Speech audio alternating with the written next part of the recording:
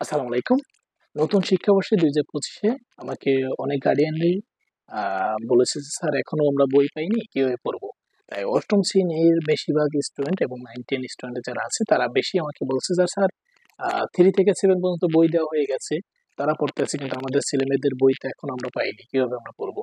আ ওরা কি পড়বে? আপনাদের কাছে পড়তে গেলে ওরা আপনারা কোন কারিকুলাম পড়াবেন? কারণ বই তো ওরা এখন পর্যন্ত পায় নাই।"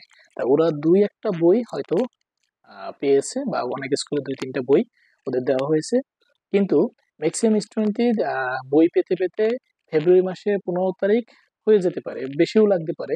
আ তাই আপনাদের জন্য একটা সাজেস্ট আছে। আপনারা পারলে ২০২৩ এর কারিকুলামের বইগুলো সংগ্রহ করে নেবেন। এটা হলো আপনার ২০২৪ এর কারিকুলাম। এই কারিকুলামটা আপনাদের ছেলেমেয়েদের জন্য যুগোপযোগী নয়। এই কারণে এটা বাদ দিয়ে দেওয়া হয়েছে। এবং নতুন এই যে নতুন কারিকুলাম ২০২৪ এই মডেলটা বাদ দিয়ে সরকার ২০২৩ এর যে পূর্বের কারিকুলামটা ছিল, আ আমার হাতে যে বইটা আছে সেটা হলো গণিত বই ৮ম শ্রেণী। এটা হলো ২০১৮ শিক্ষাবর্ষের। এই বইটা কিন্তু এখন ২০২৫ এ চালু করা হয়েছে। তার মানে ১৮ তে লাগবে তা না কিন্তু। আপনার ২৩ এর, ২২ এর, ২১ এর, ২০ এর মানে ২৪ এর কারিকুলামটা বাদ দিয়ে পূর্বের যে কারিকুলামটা ছিল সেই কারিকুলামের বইগুলো আপনারা সংগ্রহ করে নিন আপনাদের ছেলেমেয়েদের জন্য।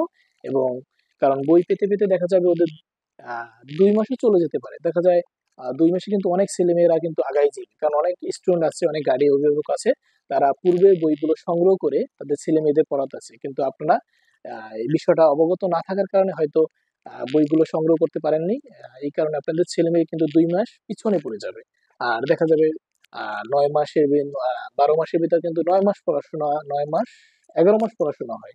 তার মধ্যে দেখা যায় ২ মাস পরীক্ষা চলে যায়। ঠিক আছে? তা আপনারা ৮ম শ্রেণীর বইটা সংগ্রহ করে নেবেন যে পুরনো কারিকুলাম ছিল সেটা। আর কিছু ইংরেজির কিছু বিষয় পরিবর্তন হয়েছে। স্যার অনেকে আবার অনেক গার্ডিয়ান আমাকে প্রশ্ন করে, "স্যার বইয়ের ভিতর কি কোনো পরিবর্তন হয় নাই?"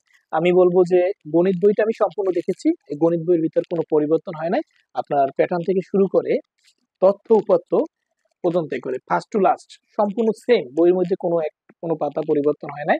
আর অন্যান্য যে বিষয়গুলো আছে যেরকম আপনার ইংরেজি কথা বলি, ইতিহাস কথা বলি, সমাজের কথা বলি, আ আ সে বিষয়ে আদার্স সাবজেক্ট গুলো আছে সেগুলোর ভিতর হালকা পরিবর্তন হয়েছে। কিছু চ্যাপ্টার বাদ গেছে আবার নতুন কিছু চ্যাপ্টার এখানে যুক্ত হয়েছে। যেমন ইংরেজি ফার্স্ট পার্টে আপনার আ চ্যাপ্টার 5 এর বঙ্গবন্ধু অ্যান্ড বাংলাদেশ এই চ্যাপ্টারটা পরিবর্তিত হয়ে আপনার ওইখানে যুক্ত হয়েছে নতুন একটা চ্যাপ্টার সেটা হলো হিউম্যান অ্যান্ড এনভায়রনমেন্ট এবং ইউনিট 10 এই যে এইখানে আপনার আছে দ্য ট্রুথফুল লাভ এই চ্যাপ্টারটি পরিবর্তিত হয়ে ওইখানে যুক্ত হয়েছে আরো নতুন ৪ টা চ্যাপ্টার। এরকম অন্যান্য বইতেও কিছু চ্যাপ্টার আছে যেগুলো আ নতুন শিক্ষাবর্ষে ২০২৫ এ সেগুলো বাদ গেছে এবং কিন্তু অতটা পরিবর্তন হয় নাই। অন্যান্য যে বই বাংলার কথা বলি, বাংলার যে শুরু হয়েছে অতীত স্মৃতি সেগুলো কিন্তু আগের কারিকুলামে যেটা আছে সেটাই কিন্তু দেওয়া হয়েছে। তেমন কিছু কিন্তু পরিবর্তন হয় নাই।